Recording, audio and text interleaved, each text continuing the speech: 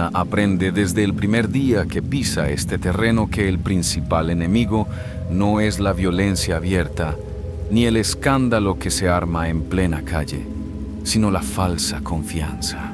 A mí me lo dijeron las mujeres grandes, las que ya venían de vuelta de todo cuando yo apenas empezaba a asomarme a este mundo en los callejones bulliciosos de La Merced en la Ciudad de México. Nunca des nombres reales. No compartas tus rutas habituales.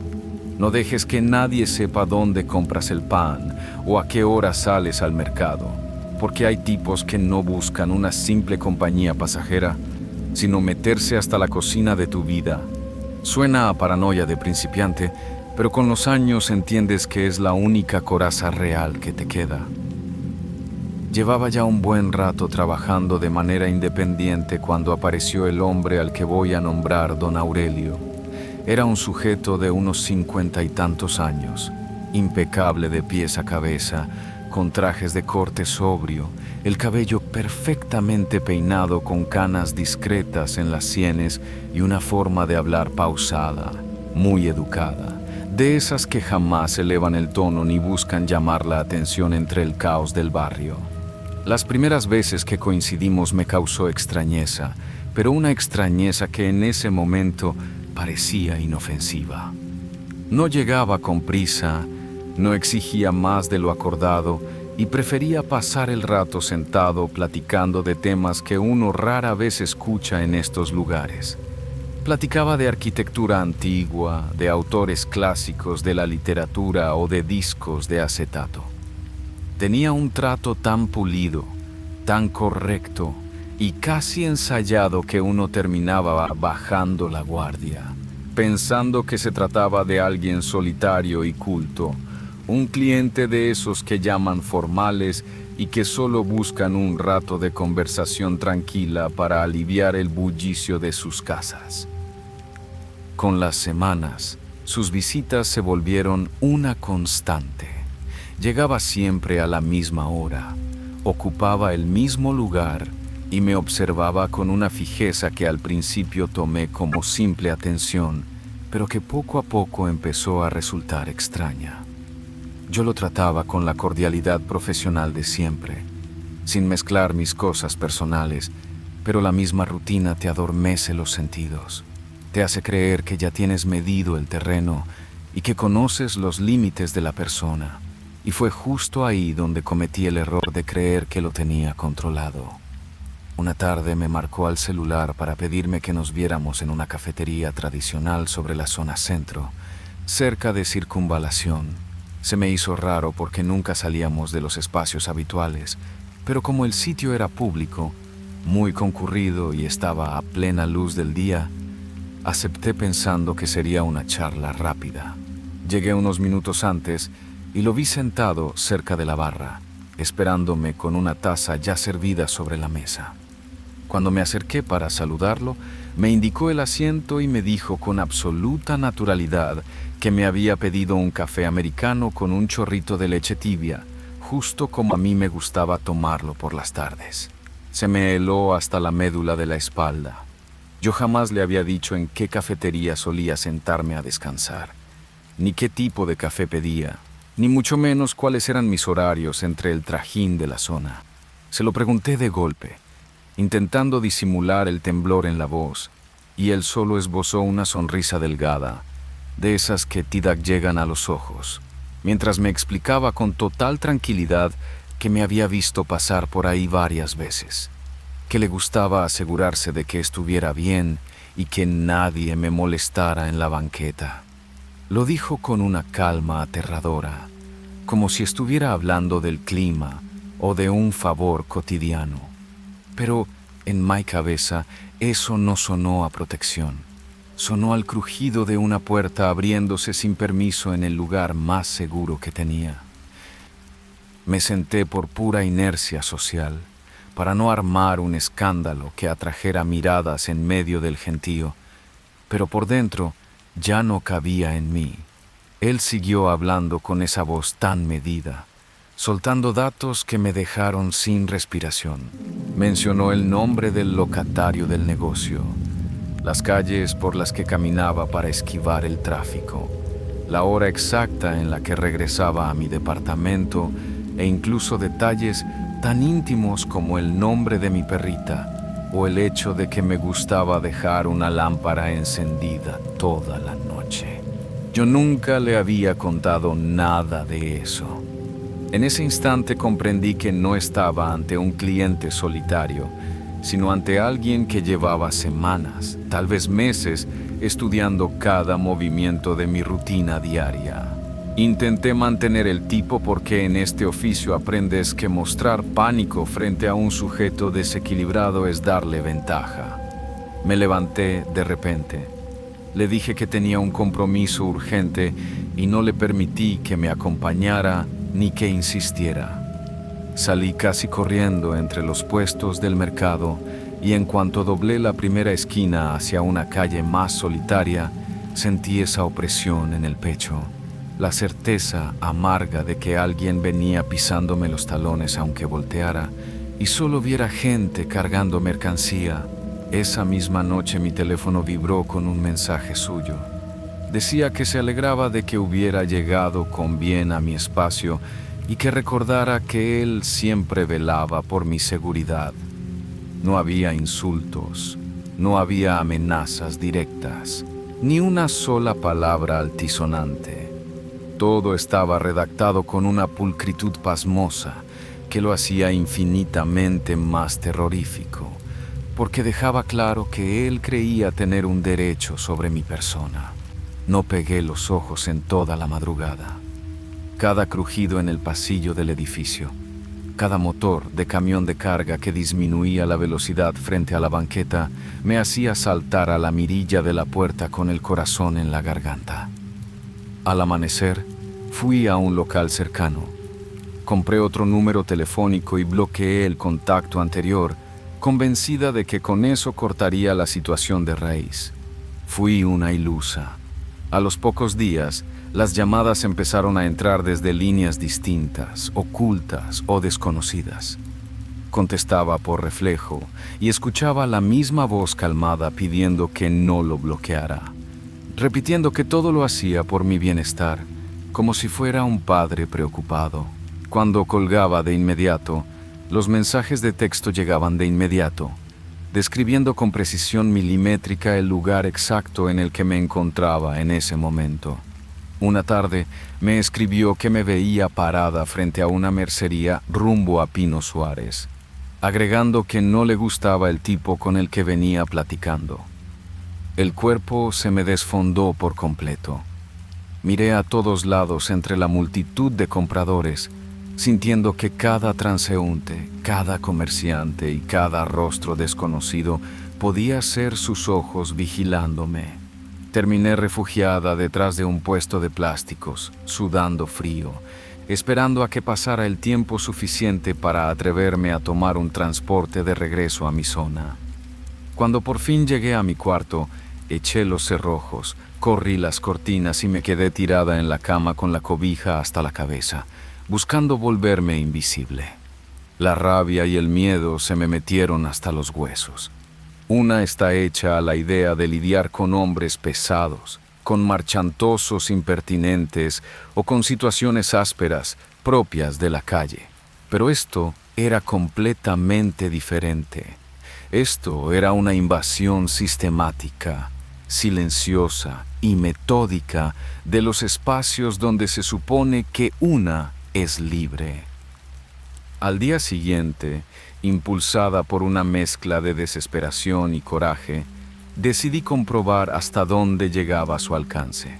Compré otro chip rápido y le mandé un mensaje citándolo en una cafetería ubicada en una colonia completamente distinta, una zona residencial por la alcaldía Benito Juárez en la Ciudad de México, donde el ambiente era radicalmente ajeno al bullicio del centro.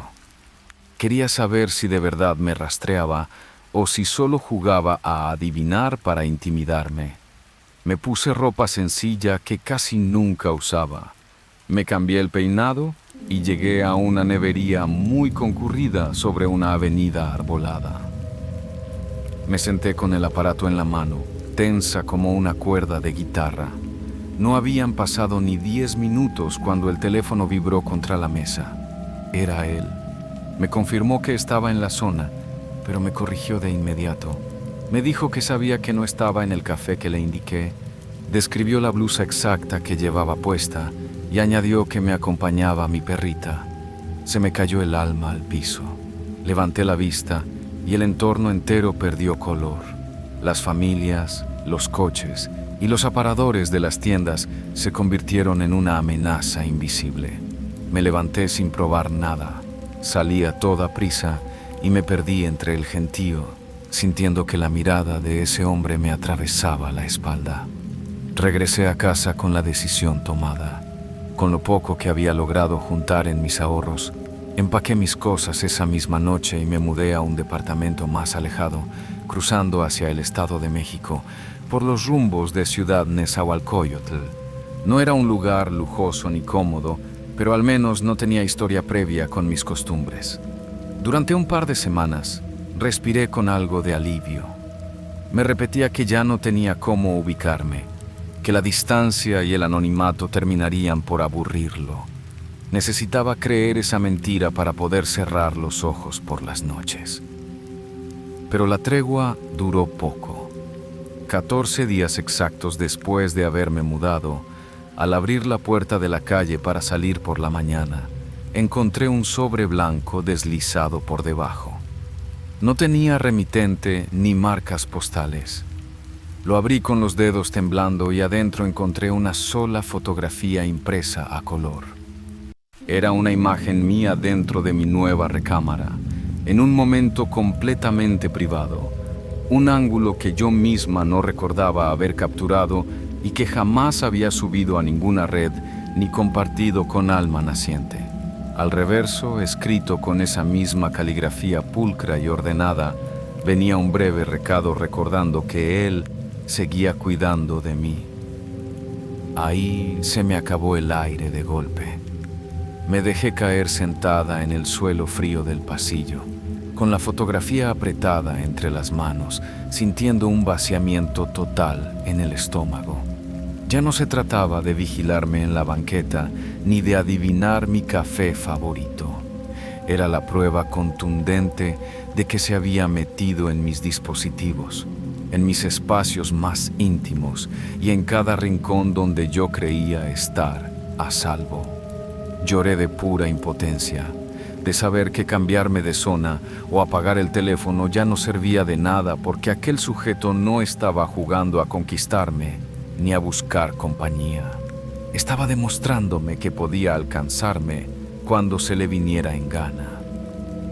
Pensé en acudir a las autoridades. Por supuesto que lo medité, pero ¿con qué pruebas firmes te presentamos eso? Con una foto anónima y mensajes de números desechables enviados por un hombre educado que sabía perfectamente cómo moverse sin dejar huella legal. Lo único que hice fue apagar el celular viejo, sacarle la pila y quedarme en silencio absoluto hasta que amaneció, esperando escuchar sus pasos al otro lado de la puerta. Con los meses siguientes aprendí a vivir con una sombra perpetua instalada en la cabeza. Dejé de frecuentar ciertos lugares. Eliminé cualquier rastro público. Desconfío por completo de cualquier desconocido que se acerque con demasiada gentileza y hasta el cumplido más sencillo de un cliente nuevo me pone en alerta máxima. Jamás volví a saber de don Aurelio de forma directa, pero tampoco puedo asegurar que se haya ido. A veces, cuando creo que al fin recuperé la tranquilidad, ocurre algo mínimo que me regresa al mismo punto de terror. Una llamada silenciosa a medianoche, un mensaje en blanco desde un número extraño o la sensación persistente de que alguien vigila la esquina por donde voy a pasar. Tal vez muchas de esas cosas sean solo paranoia acumulada, no lo sé con seguridad. Lo que sí tengo grabado a fuego en el alma es que, después de ese hombre, mi vida privada dejó de pertenecerme por completo. En este ambiente aprendes a soportar el peso de las miradas pesadas. la grosería ocasional y el desgaste de la calle, pero hay una línea invisible que jamás debería cruzarse. Esa donde un extraño decide convertirte en su obsesión, en su rutina de estudio y en la dueña de sus obsesiones silenciosas. Porque aprendí de la peor manera que los mayores peligros no siempre llevan el rostro duro del delincuente común.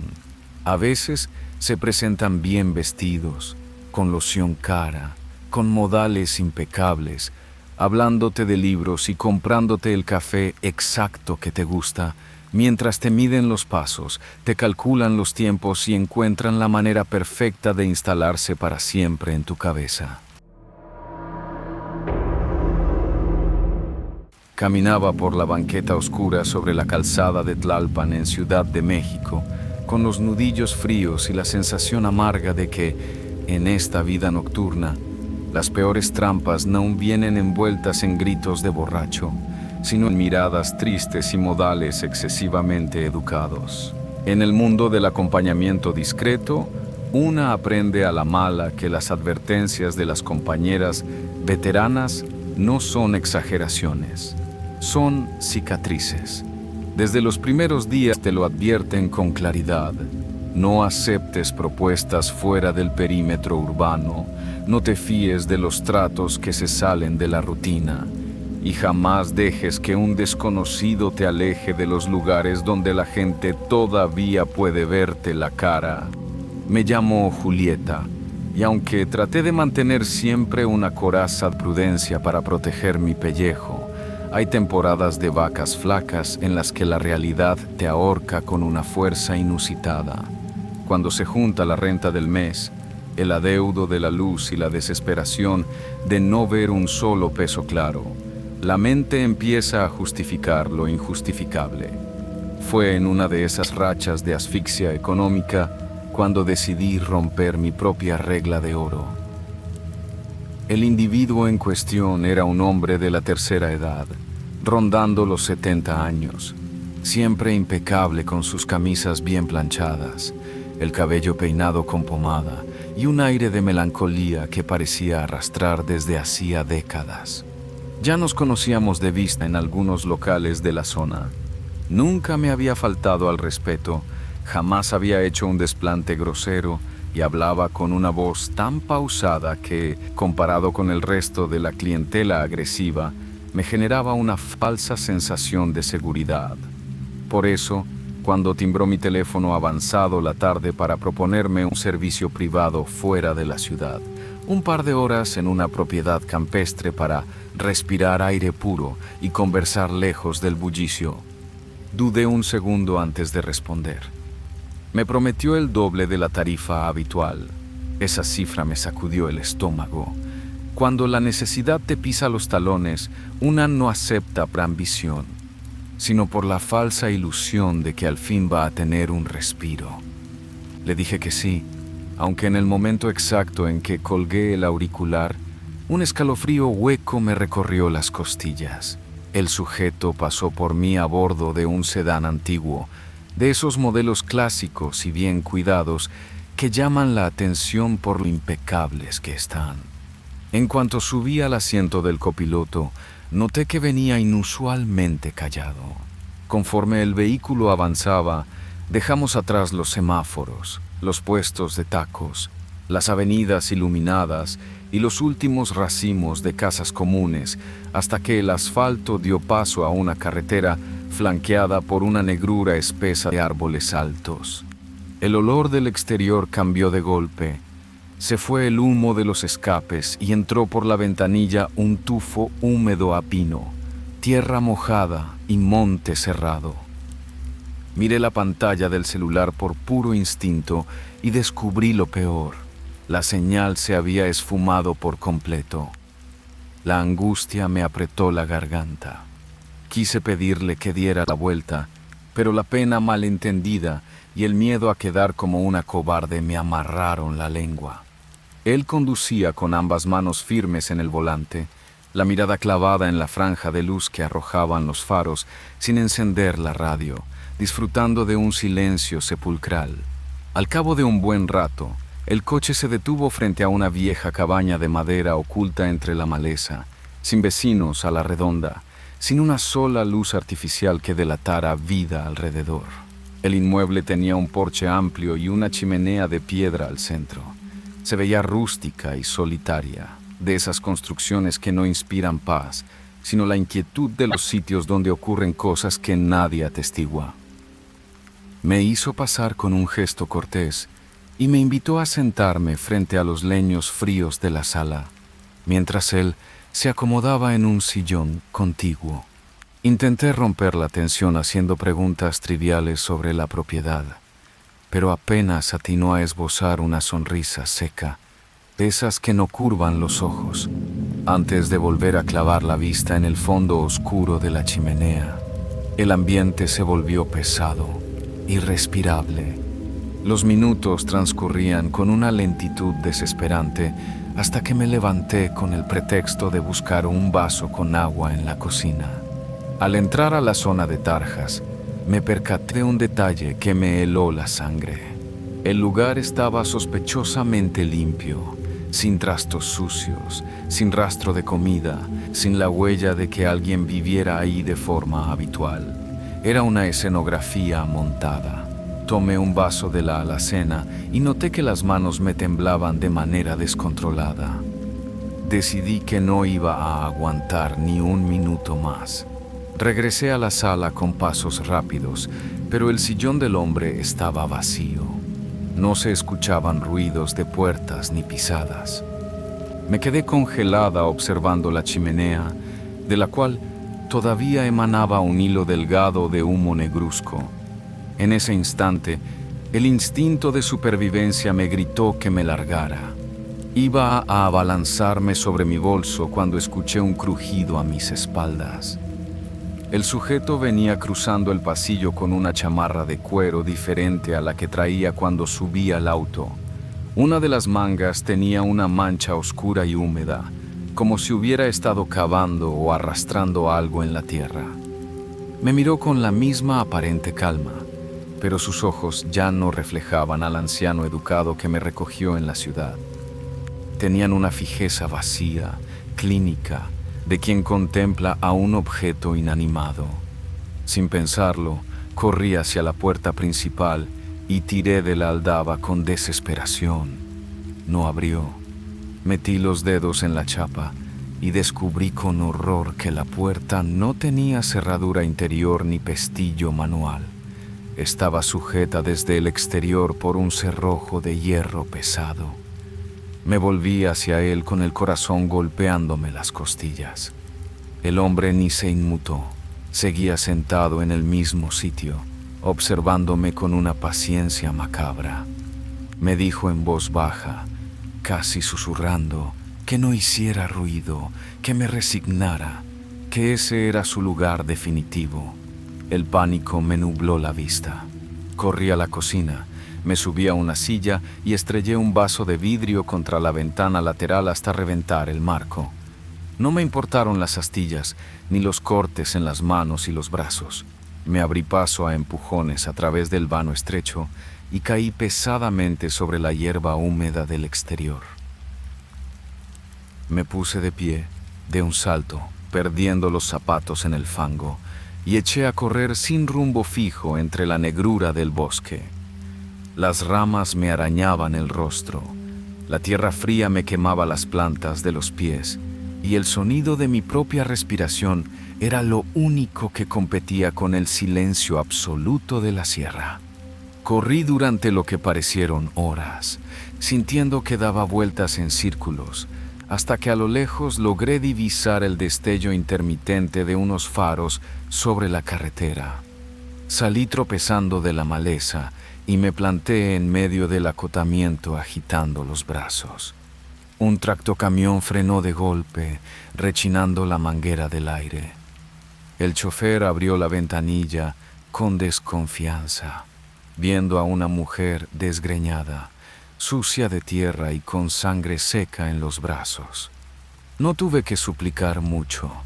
En cuanto vio mis ojos abiertos por el terror, abrió la portezuela y me subió de inmediato a la cabina. Cuando llegamos de regreso a la mancha urbana, me bajé en una zona iluminada y con gente. Ya en la intimidad de mi cuarto, al revisar mis cosas, encontré los billetes que aquel sujeto me había entregado como adelanto antes de llegar a la cabaña. Los saqué de la bolsa y sentí un rechazo visceral. Olían a humedad, a tierra vieja y a una trampa de la que milagrosamente había logrado salir viva. Jamás los gasté. Los guardé en una caja y días después los fui a tirar a un contenedor lejano. Nunca acudí a las autoridades a levantar un reporte formal. En nuestro medio sabemos de sobra cómo operan las fiscalías. Al final, el interrogatorio incómodo, las preguntas llenas de juicios morales y la sospecha constante recaerían sobre mí, sobre por qué acepté subir a un coche desconocido. A pesar del tiempo transcurrido, la lección quedó grabada a fuego en mi memoria.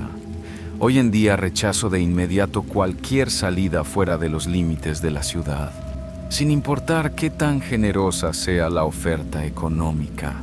Y cada vez que veo llegar a un cliente demasiado cortés, impecablemente vestido y con modales de príncipe, siento el mismo latigazo frío en la boca del estómago. Porque aprendí a la mala que el verdadero peligro jamás se presenta con groserías ni amenazas evidentes. Suele disfrazarse de anciano educado, te sonríe con aparente bondad y te conduce sonriente hacia la boca del lobo. La luz de la tarde apenas se filtraba por las rendijas de la cortina metálica del local, un pequeño espacio acondicionado en una vecindad remodelada del centro histórico de Puebla, donde una aprende a la mala que el verdadero peligro no es el que te chifla en la esquina de la calle, sino el que se presenta con traje sastre y una cortesía tan ensayada que asusta. En este medio una levanta paredes de concreto en la cabeza para protegerse de los sobresaltos, pero hay ocasiones en las que la trampa viene envuelta en celofán tan fino que te desubica por completo. Me llamo Marcela y llevaba ya un buen rato operando sola en ese departamento, manteniendo una rutina tan cuadriculada que cualquiera hubiera jurado que tenía un checador en la puerta. Clientes fijos, horarios estrictos, reglas de convivencia claras para evitar malos entendidos. Esa dinámica te da una falsa sensación de control, un caparazón de seguridad que se viene abajo con solo abrirle la puerta al sujeto equivocado. Aquel martes el ambiente estaba pesado, de esos días en los que el teléfono no suena en horas y la desesperación empieza a nublarte el juicio. Cerca de las 8 de la noche, unos nudillos tocaron la madera con 2 golpes secos, discretos, casi educados. Pensé que era algún conocido de confianza que se había adelantado a la cita. Al girar la chapa y abrir, me encontré con un hombre completamente desconocido. No tenía la facha típica de los sujetos problemáticos. Era de complexión delgada, usaba lentes de aumento con armazón metálico, portaba una chamarra ligera de marca discreta y despedía un aroma a locura de oficina, de esa que usan los ejecutivos de nivel medio que quieren aparentar más de lo que son. Antes de que pudiera pronunciar una sola palabra de saludo, el individuo metió la mano al bolsillo interior de su prenda, sacó un sobre blanco perfectamente cerrado y lo colocó sobre la mesita de centro de la sala, justo frente a mí. Para ir agilizando el trato y que estemos cómodos, dijo con una sonrisa medida, de esas que no llegan nunca a los ojos, manteniendo una modulación de voz sumamente suave, casi murmurada. Ese detalle, que a cualquier otra persona le habría parecido una ventaja maravillosa para evitar discusiones de última hora, a mí me encendió la primera alerta en la nuca. Lo normal es negociar al frente, ver el efectivo, contar los billetes. Nadie llega regalando la tranquilidad de un pago anticipado tan limpio. Sin embargo, con la presión de los servicios atrasados y el alquiler respirándome en la nuca, abrí la pestaña del sobre con la yema de los dedos, alcancé a ver la orilla de un papel oficial con membrete y asumí de inmediato que se trataba de dinero en efectivo. No me tomé el tiempo de sacar el contenido completo para revisarlo a fondo. Ese fue mi error de principiante, una distracción imperdonable. Durante las horas que duró el encuentro dentro del departamento, el sujeto no hizo un solo movimiento en falso. No alzó la voz, no intentó cambiar las condiciones pactadas, no mostró actitudes prepotentes ni agresivas. Al contrario, fue uno de los clientes más silenciosos y cooperativos que había atendido en meses. Se movía con una cautela extraña, hablando lo justo y necesario, siempre pidiendo permiso con la mirada, simulando una timidez que contrastaba con su ropa cara. Pero había algo en el aire que no encajaba.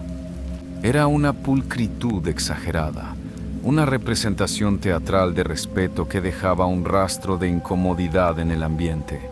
Antes de marcharse, me estrechó la mano con una firmeza fría, agradeció el tiempo de manera formal y soltó la frase de cajón antes de cruzar el umbral, que seguramente nos veríamos pronto para repetir el arreglo. Yo asentí de manera automática, pero en cuanto cerré el cerrojo y pasé el pestillo, me quedé parada en medio de la sala en total silencio, intentando descifrar por qué tenía el estómago hecho nudo si el tipo se había comportado de la manera más civilizada del mundo. Al no encontrar una respuesta lógica, sacudí la cabeza y lo dejé pasar.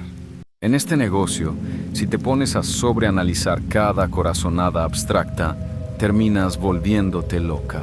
A la mañana siguiente, temprano, salí rumbo a una sucursal bancaria sobre la avenida Juárez con la intención de depositar el contenido del sobre.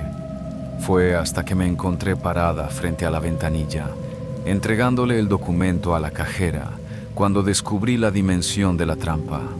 No eran billetes, era un documento bancario impreso, un título de crédito.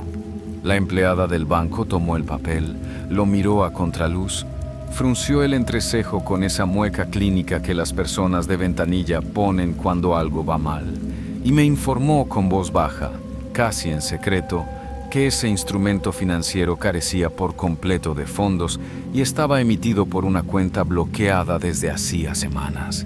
Sentí que la sangre se me subía de golpe a las mejillas, quemándome la piel por la vergüenza y el coraje de haber caído en una trampa tan estúpida. La cajera me devolvió el papel con una mezcla de lástima y desdén profesional. Guardé el documento en la bolsa de mi chamarra, di las gracias con un hilo de voz y salí a la calle con la cabeza a punto de estallar de rabia. No era la primera vez que un sujeto intentaba pasarse de listo con los pagos, pero sí era la primera vez que se tomaban tantas molestias para diseñar una farsa tan elegante, tan fría y tan calculada. Caminé de regreso al edificio con los nudillos blancos de tanto apretar las manos dentro de las bolsas. Al entrar al pasillo principal, una de las compañeras que alquila el departamento del fondo me vio la cara de derrota y me preguntó de inmediato si me había ocurrido algo grave. Le conté los hechos sin filtros y, en cuanto le describí los rasgos físicos del individuo, la montura de los lentes y el uso del sobre cerrado, su expresión cambió de golpe. «Es el mismo», me dijo con un susurro seco. «Ese maldito lleva meses recorriendo los departamentos de la zona con la misma gracia». Me explicó que no era un caso aislado ni una coincidencia desafortunada. Ese sujeto se dedicaba sistemáticamente a recorrer las rutas de trabajo independiente, seleccionando con pinzas a las chicas que operaban solas, estudiando los puntos débiles de la rutina para estafarlas con documentos falsos, sabiendo perfectamente que la gran mayoría de las afectadas jamás acudiría a una agencia ministerial por miedo a exponerse. a soportar las miradas de burla de los oficiales o a tener que explicar la naturaleza de sus actividades ante un juez insensible. Esa noche, el insomnio fue total. Me quedé sentada en la orilla de la cama, repasando una y otra vez cada segundo de la visita. La sonrisa ensayada, la falsa timidez, la seguridad absoluta con la que dejó el sobre sabiendo que yo no iba a revisar el contenido en su presencia. Lo que más me encendía la sangre no era la pérdida económica del servicio, sino la certeza cínica con la que ese hombre operaba, confiando en la impunidad que el propio sistema le regalaba a este tipo de delitos hormiga. Al día siguiente por la tarde, doña Carmen, una mujer mayor que llevaba décadas administrando los espacios de la planta baja y que conocía los secretos de todas las que trabajábamos por la zona, tocó a mi puerta con paso firme. Me miró fijamente a los ojos y me soltó una propuesta directa. Ya estaba harta de ver cómo estos sujetos se aprovechaban de la vulnerabilidad del vecindario. Me invitó a levantar una denuncia formal ante la Fiscalía Especializada. Al principio dudé de inmediato. El puro pensamiento de cruzar las puertas de una oficina de gobierno, de dar mi nombre real, de firmar papeles oficiales y exponerme al juicio silencioso de los burócratas me provocaba un rechazo físico. Pero el coraje acumulado pudo más que el miedo. Acompañada por doña Carmen y por la otra compañera afectada, me presenté en la delegación. Para mi sorpresa, el oficial ministerial que nos recibió nos trató con una profesionalidad inusual. No hubo burlas, no hubo preguntas impertinentes sobre la moralidad del oficio. Solo anotaciones estrictas en su libreta conforme le íbamos narrando las características físicas, el modus operandi y los datos impresos en el documento bancario sin fondos. Cuando el agente escuchó que éramos varias las afectadas con el mismo perfil, su semblante se tornó más serio y nos pidió que reuniéramos cualquier evidencia adicional que tuviéramos a la mano. A los pocos días, gracias a que otra de las chicas había logrado anotar las placas parciales del vehículo en el que se movilizaba el individuo, las autoridades lograron ubicarlo en una zona comercial al norte de la ciudad. Cuando lo detuvieron e inspeccionaron su portafolio, le encontraron una decena de documentos bancarios similares, algunos ya listos con nombres de otras compañeras anotados a mano. Durante los careos y los trámites legales, el sujeto intentó mantener la misma postura cínica, balbuceando excusas absurdas sobre confusiones mercantiles y malos entendidos de chequera, pero el cúmulo de testimonios coincidentes derrumbó su coartada en cuestión de semanas. El juez dictó auto de formal procesamiento por el delito de fraude continuado, dejando un precedente que pocas veces se lograba en las calles. A raíz de ese episodio, la dinámica de mi trabajo cambió de manera radical.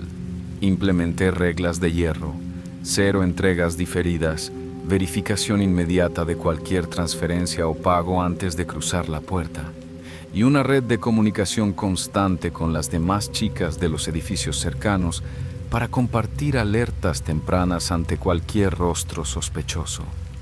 No es un sistema infalible, pero nos devolvió el control de nuestro propio espacio.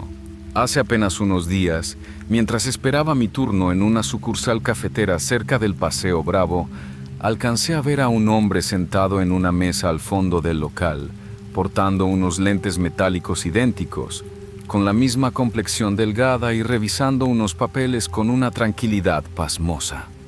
No puedo asegurar al 100% que fuera él, porque la distancia y los años encima difuminan los recuerdos, pero la forma en que acomodó un sobre blanco sobre la madera, la manera en que levantó la mirada para calcular los movimientos de la gente a su alrededor, me provocó exactamente el mismo latigazo helado en la boca del estómago.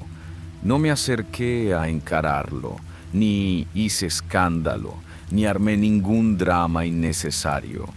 Simplemente terminé mi bebida Di media vuelta y salí a la claridad de la avenida, porque con el tiempo aprendí la lección más dura de este oficio.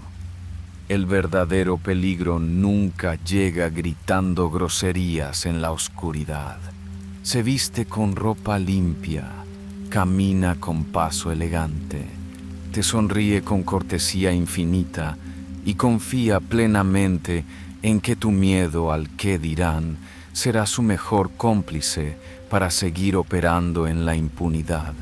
Y saber identificar esa calma disfrazada de normalidad es lo único que, hasta el día de hoy, me ha salvado la vida. Una aprende con los años de calle que el mayor peligro no siempre llega abriendo la puerta con violencia ni discutiendo el precio en la entrada. A veces, el peligro ya lleva horas esperando adentro, agazapado en la penumbra de un rincón donde nadie más posa los ojos. Cuando empecé a moverme en este mundo, las mujeres mayores, las que ya traían el colmillo bien retorcido de tanto caminar de noche, me decían algo que al principio me sonaba a simple exageración de pasillo. Ten cuidado con los cuartos de paso en las orillas, porque no todas las paredes guardan el mismo silencio, ni todas las estancias se limpian con el mismo jabón. Yo pensaba que se trataba de mañas de viejas, de mitos urbanos para espantar a las novatas. Creía que un cuarto era simplemente eso: 4 paredes, una cama y un techo para pasar el rato. Pero con el tiempo te das cuenta de que hay lugares donde el aire pesa distinto, donde el ambiente está tan cargado de historias ajenas que, incluso antes de cruzar el umbral, la piel se te eriza como alertándote de que no deberías pisar ese suelo. Ese día traía el cuerpo moliéndose de cansancio. Llevaba varias horas de un lado para otro, cumpliendo con los acuerdos pactados, lidiando con el tráfico pesado y con la tensión constante que significa moverse sola por las avenidas. Lo único que quería era terminar la jornada, cobrar lo apalabrado y regresar a encerrarme en mi zona. El encuentro estaba fijado en uno de esos moteles de carretera, de los que se esconden a la salida hacia la autopista México-Pachuca, en los límites del Estado de México. Son sitios solitarios, apartados del bullicio de la ciudad, donde las luces de neón parpadean con flojera y todo se siente extrañamente aislado, como si el ruido del mundo civilizado se apagara de golpe al cruzar la reja de entrada. No era la primera vez que pisaba ese lugar. Ya conocía la dinámica, el olor pesado a cloro mezclado con aromatizante barato y la frialdad de las sábanas sintéticas. Sin embargo, esa noche todo se sintió equivocado desde el primer segundo. No sabría describir exactamente qué era, pero flotaba en el ambiente un silencio espeso, de esos que no te dan paz, sino una incomodidad sorda que te coge el estómago sin que medie ninguna razón lógica. El sujeto que me esperaba ya era conocido, un cliente frecuente de los que llaman discretos. 0 problemas, 0 aspavientos, de los que llegan, dejan el efectivo de la gratificación sobre la mesa sin chistar y se sientan en la orilla de la cama a esperar con una paciencia casi mecánica. Me abrió con la llave en la mano, me dejó pasar sin decir mayor cosa y volvió a sentarse en el colchón. No intercambiamos palabras. Después de unos minutos de estar ahí parados, mirando hacia la nada, me soltó una sugerencia que en otro momento me habría parecido una simple atención. Me dijo que si me sentía tan cansada, podía pasar al baño a darme una ducha caliente para relajar los músculos, que él no tenía prisa. Lo dijo sin doble sentido, sin tono insistente ni miradas raras. Acepté más por el cansancio acumulado que por auténticas ganas. Caminé hacia el baño, cerré la puerta tras de mí y giré la llave de la regadera. El agua comenzó a caer con fuerza, y en cuestión de segundos el vapor empezó a espesar el aire, empañando los azulejos y cubriendo el espejo con una capa blanca. El rumor constante del agua me ayudó a aflojar un poco los hombros, a desconectarme del peso del día. Pero esa tregua duró nada. De pronto, en medio del vaho caliente, sentí una corriente de aire helado que me resbaló directo por la columna, como si alguien hubiera abierto una ventana invisible justo detrás de mí o hubiera pasado rozando mi cabello. No fue un toque físico directo, fue algo mucho peor. La certeza absoluta, clavada en los huesos, de que había alguien más compartiendo el cubículo conmigo. Me giré de golpe, con el corazón queriéndome saltar por la garganta. No había absolutamente nadie. Solo la cortina de plástico de la regadera, el vapor espeso y el agua golpeando el piso de mosaico. Me quedé inmóvil varios segundos, intentando convencerme a mí misma de que se trataba de una tontería provocada por el cambio brusco de temperatura, por el encierro o por la fatiga mental de la semana. Volví a meterme bajo el chorro de agua, pero la tranquilidad ya se me había roto por completo. Y entonces lo escuché, un sonido bajo, irregular, una respiración contenida y pesada que no venía de afuera del baño, sino justo a mi lado, casi rozándome la oreja. Apagué la llave de un solo manotazo. El silencio volvió a caer de golpe, pero no era un silencio protector. Era esa clase de silencio espeso que te obliga a escuchar el golpeteo acelerado de tus propias pulsaciones en las sienes. Sin pensarlo 2 veces, tomé la toalla, me envolví a la carrera y abrí la puerta del baño para salir a la habitación. El sujeto seguía sentado exactamente en el mismo lugar de la cama, mirando hacia la televisión apagada con la misma postura inerte. Lo miré con los ojos abiertos de par en par y le pregunté directamente si había entrado al baño o si se estaba burlando. Él me miró con fastidio, soltó una pequeña risa seca y me contestó que era una pregunta absurda, que él no se había movido del colchón. Le conté, con la voz todavía temblando, lo que acababa de sentir bajo la regadera. Su respuesta me dejó helada. Se encogió de hombros y dijo con total naturalidad que en esos cuartos de carretera siempre se escuchaban cosas raras, que era normal por la zona y que mejor no le hiciera caso. No mostró sorpresa, no mostró genuina curiosidad. Sonó como alguien que ya está acostumbrado a convivir con lo inexplicable. No quise seguir discutiendo con él. Sentí una repulsión repentina por el colchón, por las paredes, por el aire viciado de ese lugar. Me senté en la orilla de la cama tratando de mantenerme entera, pero un impulso inexplicable me hizo voltear la cabeza hacia la puerta del baño que había dejado entreabierta. El espejo grande del lavabo estaba completamente blanco por el vapor, pero en medio de esa neblina artificial había algo nuevo. No era una mancha cualquiera, era una marca perfecta, nítida, la huella de una mano grande, con los dedos bien abiertos, como si alguien hubiera apoyado la palma con toda la fuerza desde el otro lado del cristal. Me quedé petrificada, sin poder apartar los ojos de aquella figura. No se desvanecía con el calor como el resto del vapor. Se mantenía firme, oscura, como grabada a fuego sobre el espejo. Le señalé la marca al sujeto con un movimiento rígido del dedo y le pedí que mirara bien. Él se levantó perezoso, caminó hacia el baño con pasos pesados, se lavó las manos en la tarja como si nada y salió sin inmutarse, asegurando que él no veía absolutamente nada fuera de lo común. Para él el espejo estaba limpio. Para mí, aquella mano fría brillaba con una claridad aterradora. Esa desconexión fue lo que terminó por quebrarme los nervios.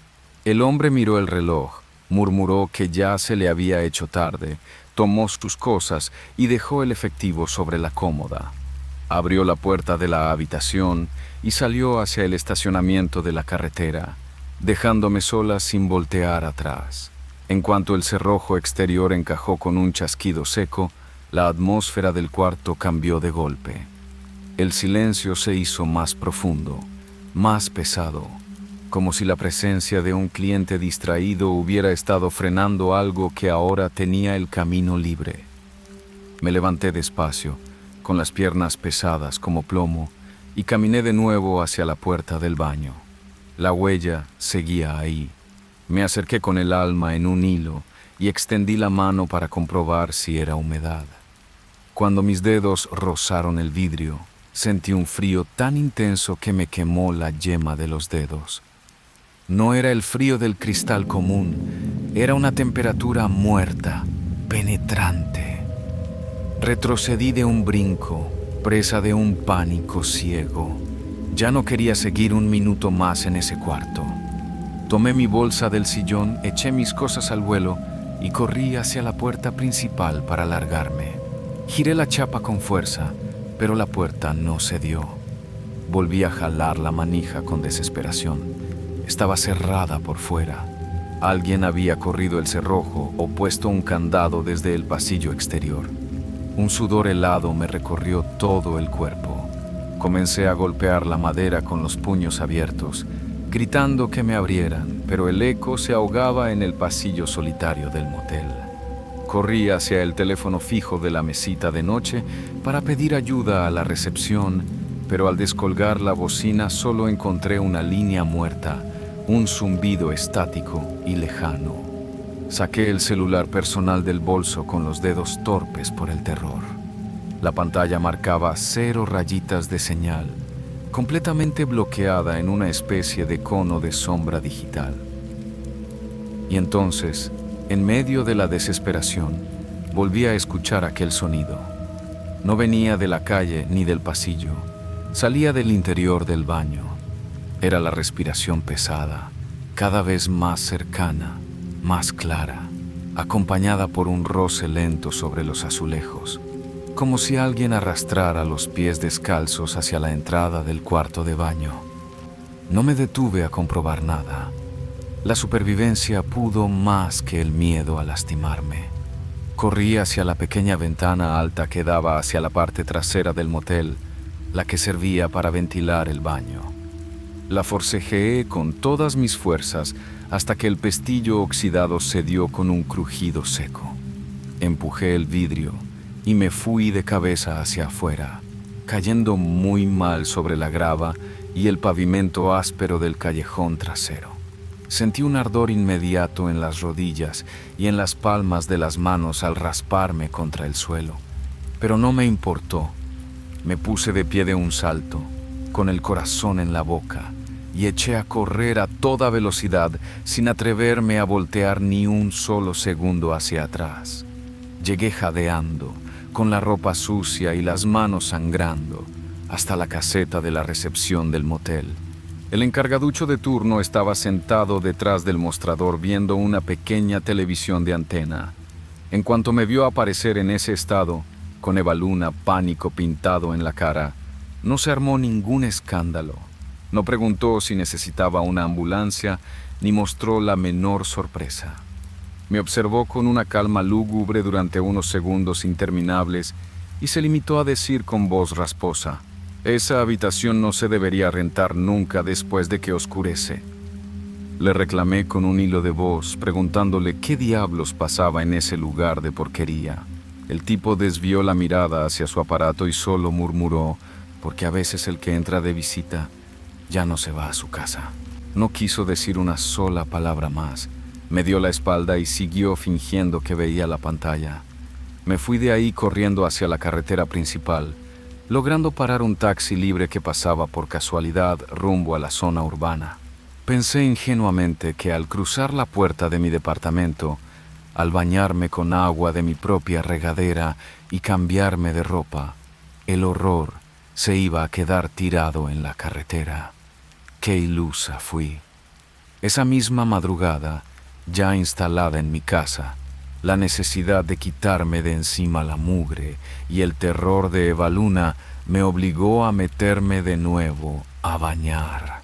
Abrí la llave caliente y esperé a que el vapor comenzara a espesar el ambiente del baño, buscando relajar los músculos contracturados. El espejo empezó a empañarse poco a poco, de la misma manera que en el motel de la autopista. Y entonces ocurrió. En medio de la capa blanca de vapor, comenzó a formarse una mancha circular que poco a poco tomó forma. No apareció de golpe, se dibujó con una lentitud desesperante, trazo por trazo, como si una mano invisible estuviera apoyándose desde el otro lado del cristal para marcar su territorio. Primero la palma, luego los dedos largos y marcados, exactamente igual a la huella que había visto horas antes a kilómetros de distancia. En ese preciso instante, con el agua corriendo a mis pies y el vapor ahogándome el pecho, comprendí una verdad mucho más aterradora que cualquier asaltante o cualquier cliente desequilibrado. Lo que habitaba en ese cuarto maldito no me había atacado por casualidad, ni se había quedado encerrado entre esas paredes. Lo que sea que vivía ahí ya venía pegado a mí desde antes de salir. Desde esa noche maldita, tomé la decisión terminante de no volver a pisar ningún motel de carretera, de no aceptar alojamientos oscuros donde no tenga el control absoluto de las salidas y de desconfiar de cada rincón solitario. Pero hay cosas que las decisiones humanas no pueden dominar del todo. A veces, cuando estoy en mi propia casa y decido darme un baño largo, noto que el vapor del espejo tarda mucho más de lo normal en disiparse. Y siempre, sin falta, la mancha comienza a formarse exactamente en el mismo punto exacto. Como si alguien respirara primero en la oscuridad antes de volver a dejar su marca.